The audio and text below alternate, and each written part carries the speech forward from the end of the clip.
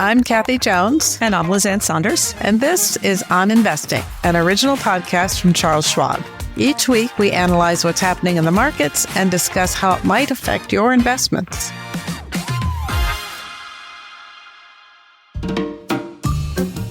Well, hello, Lizanne. When we spoke last week, we didn't yet have the latest inflation numbers for June, but now we have the CPI, the Consumer Price Index. That was up about 2.7% from a year ago. What was your take on it? Because I think the market reaction was a little bit different than what people thought it might be. Well, it was kind of a funky day, to use a technical term, in the market because of, tech's outperformance boosting an index like the NASDAQ, but materials significant underperformance hurting an index like the Dow. S&P was sort of in the middle, so a little bit of a mixed bag. But I don't remember whether we talked about this last week. I know I've spoken about it in different forums that I think we're at the stage, especially with the inflation data, maybe equally with the employment data, that we've got to look beneath the surface of just the headlines, especially in the case of inflation, to try to pick up the tariff impacts.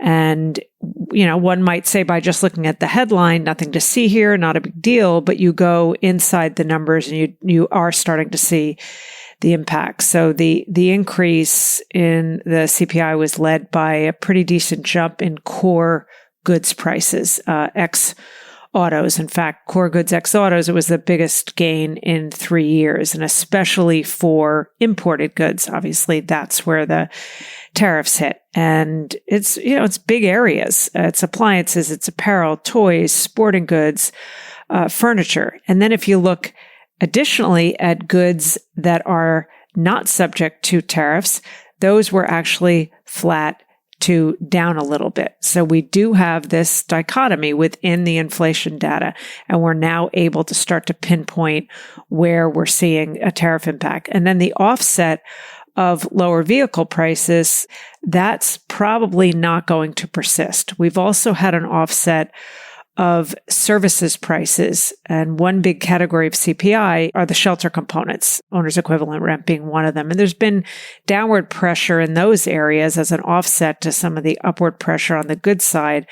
But I think some of that is set to fade too. So we might start to see it in the headline numbers, not just under the surface. The past history shows that it takes about 3 months for tariff increases to really start to show in traditional inflation data. And this inflation data was, through June. So I think the next few reports are particularly important.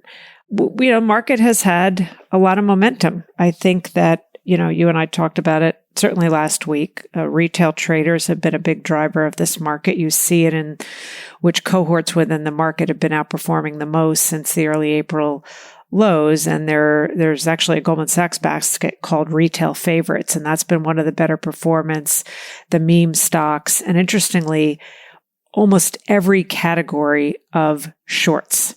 So this is heavily shorted areas of the market. Typically, it's institutions that are doing the shorting. And when they start to perform well, it usually means that there's been forced short covering, which is in keeping with the momentum in the market. And that makes me think that although I think there's some complacency that has built in, especially around things like tariffs and their impact, I think the so-called pain trade is probably still higher because a lot of the large speculators, the big institutions that are active in the futures market, show that they're still more on the risk off side of things versus the risk on. And so the pain trade meaning that they might be forced to adjust their positions. So I think there is some complacency. I think that in and of itself is a bit of a risk. But again, I think the pain trade is still higher. How about you? What were your thoughts on inflation and maybe as it relates to near-term Fed policy, which is on everybody's mind? Yeah, I agree with you. It looks like we're starting to see the tariff impact kind of work its way into the inflation numbers. And for all the reasons you cited, I think one of the things we just kind of look at the line chart, right? And you can see an upward turn after several months of declining from those peak levels over the last year or so. It's gradually both at the core and overall level starting to turn back up, north of where the Fed would like it to be. It didn't reach 2% yet. So now it's starting to turn up at about 2.5% to 3%, which is kind of discouraging if you're hoping to hit that 2% target.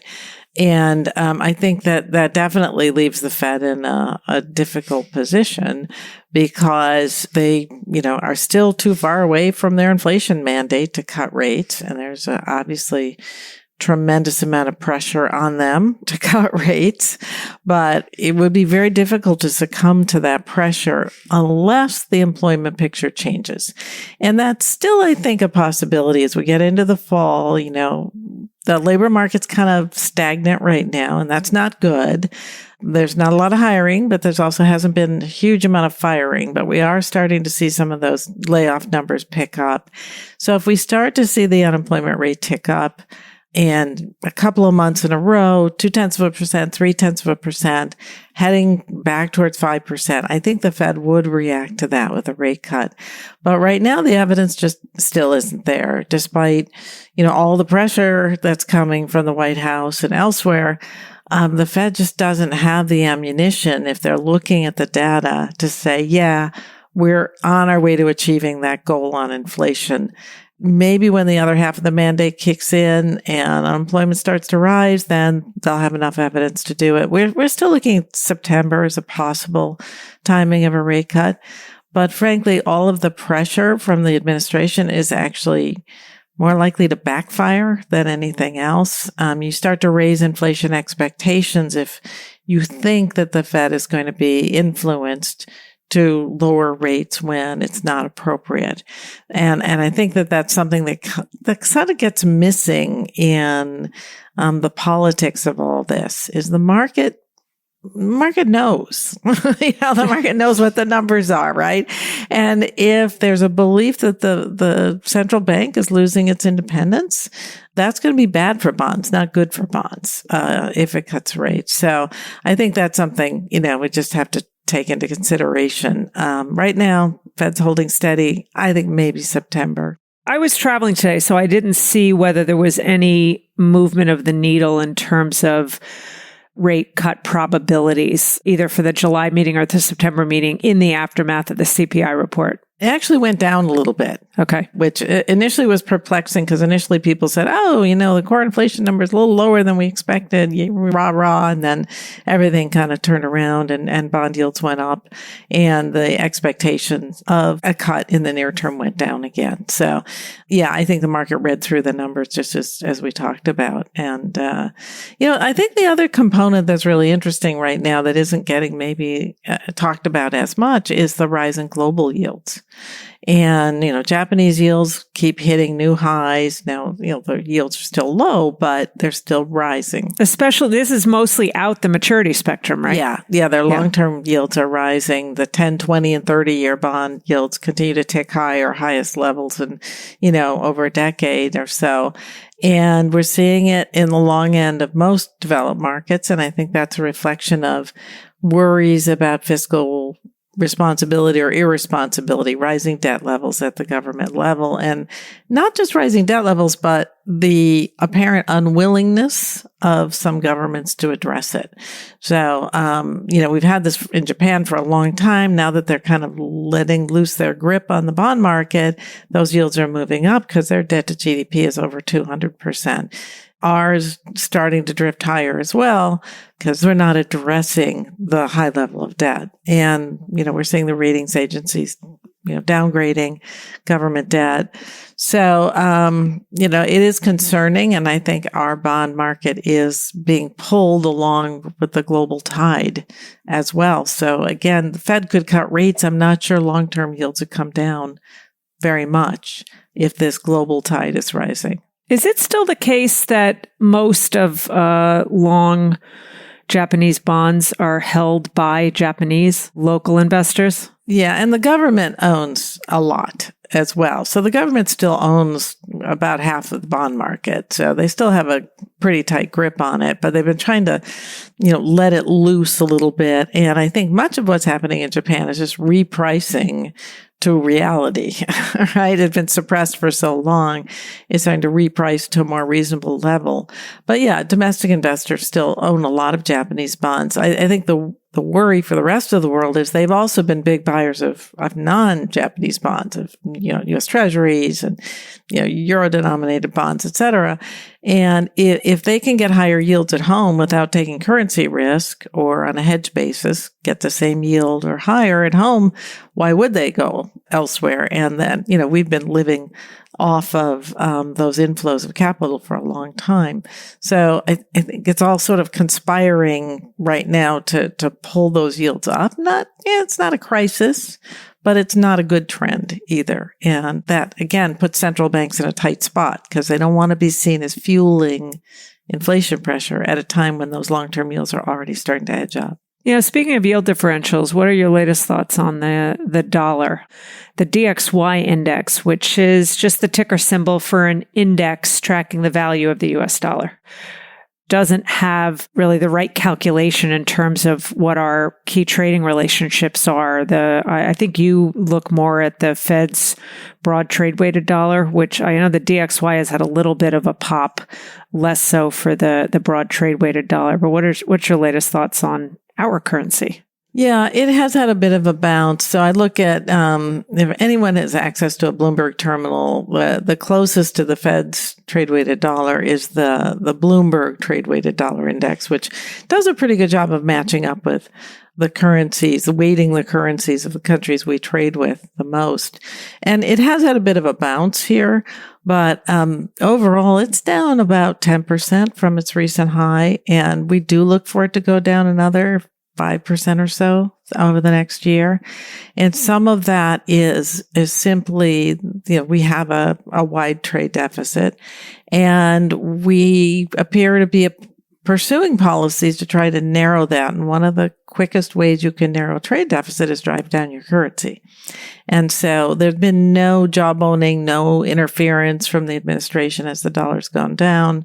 I think there's also been a bit of movement away from dollar assets. Now, I don't think it's been a huge move, but given all the trade conflict and all the things going on, I'm seeing foreign investors sort of say, well, maybe we should look elsewhere. Now, with the NASDAQ going up, we might reverse that flow. I don't know. You would have a better feel for that, but we still have the booming tech sector there. Yeah, for part of the reason for, I think, some of the outperformance and leadership, and now that it's earnings season, focus on what has been an improvement in terms of the tech sector outlook is in part due to the weaker dollar. Because of all the 11 sectors, tech has the highest share of its top line growth that comes from overseas sources, and all else equal, a weaker dollar is to the benefit of that forward-looking earnings stream. So I think there's lots of other reasons why I think tech and anything AI related continues to do well, because I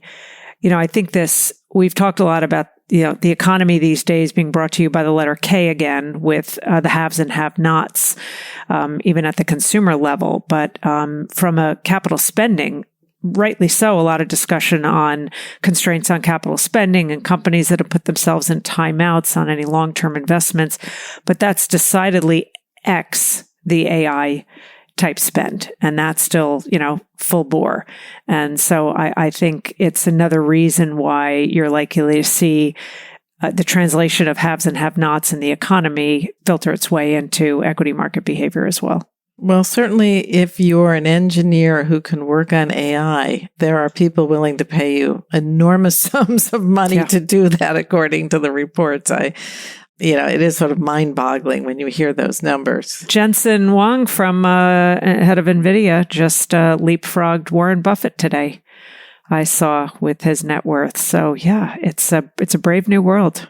I saw Meta is spending up to $100 million to hire engineers who can build out their AI.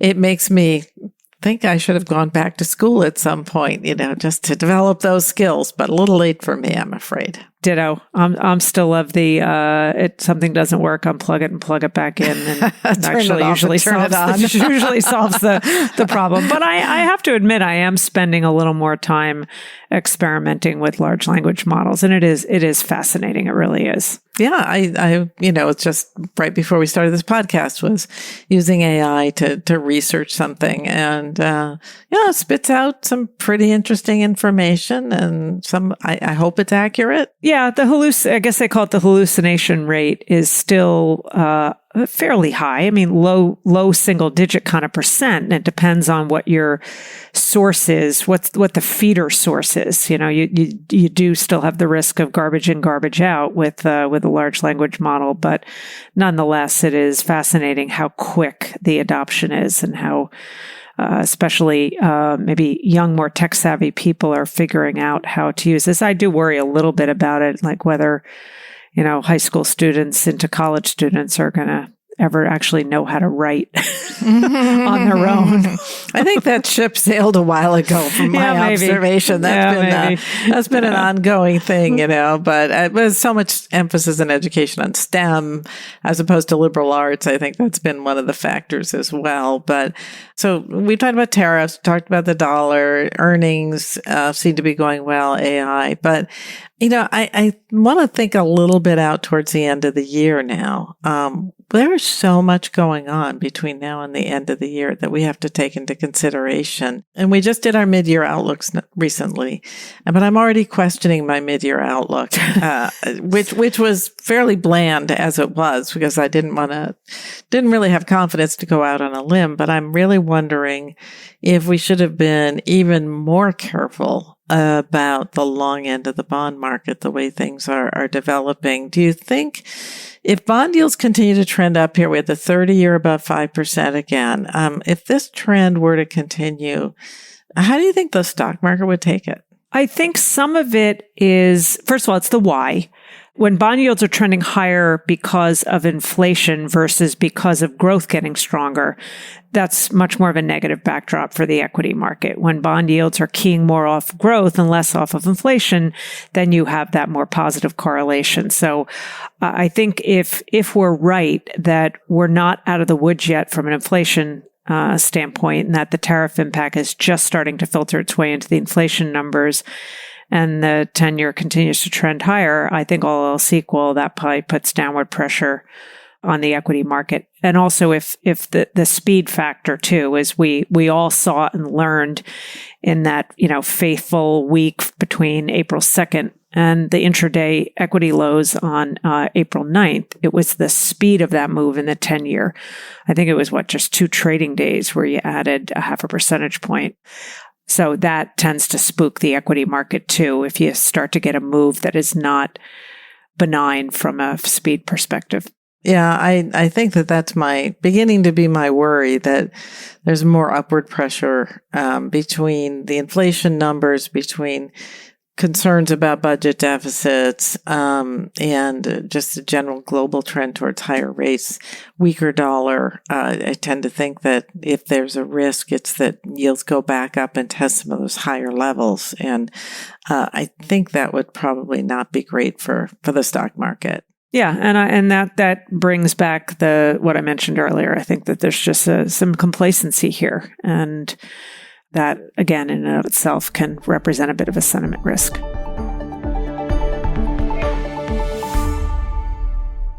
Let's look ahead to next week, Lizanne. What do you think is important for investors to be watching? Well, we get the producer price index, which is before this episode will air, but after you and I are taping this episode right now. So we'll have to see what it corroborates or doesn't. But again, this is the kind of backdrop where take out your fine-tooth comb, because it's the details therein that's more important. And then also once you have both the consumer price index and the producer price index, you can start to map the component parts of those to the personal consumption expenditures price index, which is the Fed's preferred measure, and that has less of a weight in the shelter component. So we could start to see more clearly the impact of tariffs without that offset from some of the shelter components. Let's see what else we're getting.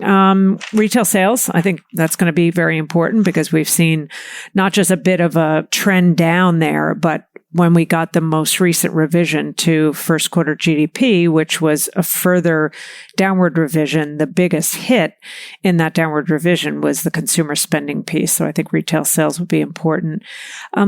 Claims, these weekly claim numbers continue to be important. The initial claims headline readings have not been worrisome, but the continuing claims representing people who initially filed and then continue to be on receiving unemployment benefits, that's at a cycle high right now. So very much in support of what you mentioned earlier, which is a low hiring, low firing kind of backdrop. But that's another under the surface way to gauge the health of the labor market. And we get some housing stuff with moves in yields. I think that's important. We get the housing market index, which is a builder sentiment index out of the National Association of Home Builders. We get housing starts, building permits, home sales, see if there's any movement there. And then we get the S&P global version of the purchasing managers indexes. So you've got Institute for Supply Management versions, which are maybe a bit more widely followed, but S&P Global's version, both for services and manufacturing, have been increasing in popularity. So that's what's on my radar. How about you? Yeah, I know you follow those housing statistics really closely, and I think that it's one of the anomalies about this cycle that housing just continues to be stuck in the mud because mortgage rates have not come down.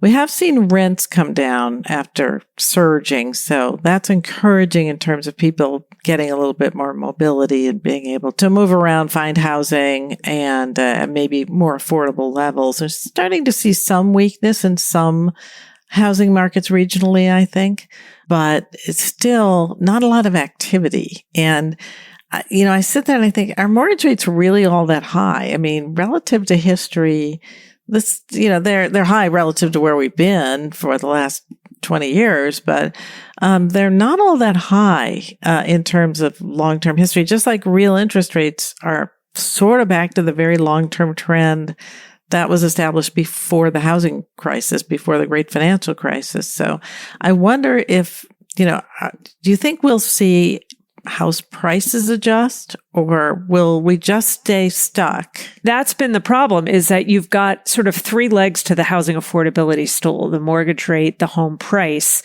and then your income levels. And income levels have been pretty decent, but you haven't seen sufficient downward move in prices, especially for existing homes, because there's been such a constraint on supply because so many existing homeowners have locked in mortgages at much lower rate. So there's no incentive for them to move. So I think you need to see probably movement in two of those legs, not just mortgage rates, but prices coming down to start to free things up. I don't know if you saw the data also that came out. I think I put some charts on it on my X feed today, but the average age of buyers of homes has gone up quite a bit, especially for first-time home buyers. And that very much reflects the affordability problem. Yeah. And it just doesn't look like it's going to get a lot better anytime soon unless those house prices really can start to come down. So I can understand the generational frustration that's out there. I just don't know what the change will be unless we just get a lot more housing construction at affordable prices, which may be where we end up. But one thing I'm going to keep an eye on is just the comments from the various Fed officials. Fed's in the news all the time these days. And we are getting closer to the end of Fed Chair Powell's term, which a lot of people are talking about. So it's going to be interesting to see what these various speeches reveal about policy outlook, what the various people whose names have been floated to replace him have to say publicly about how they would pursue policy. I think that that's something the bond market's just going to be really sensitive to. So I have to keep an eye on that pretty closely, because we're going to get a slew of speeches before the next meeting, and we'll get a lot of commentary on the talk shows about the Fed right now. So always an important topic for the bond market, and one that really resonates with a lot of long-term investors in particular. So along with all the data, I think that's going to be really important.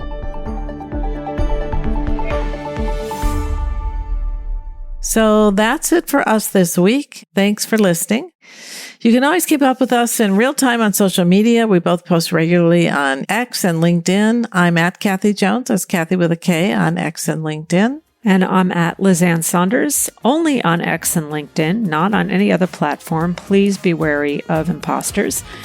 And you can read all of our written reports. They include lots of charts and graphs, as do our postings on social media. And the written reports you can find at schwab.com/learn. And as we always say each week, if you've enjoyed the show, we'd be really grateful if you'd leave us a review on Apple Podcasts, a rating on Spotify, or feedback wherever you listen, or tell a friend about the show. And we will be back next week. For important disclosures, see the show notes or visit schwab.com/oninvesting, where you can also find the transcript.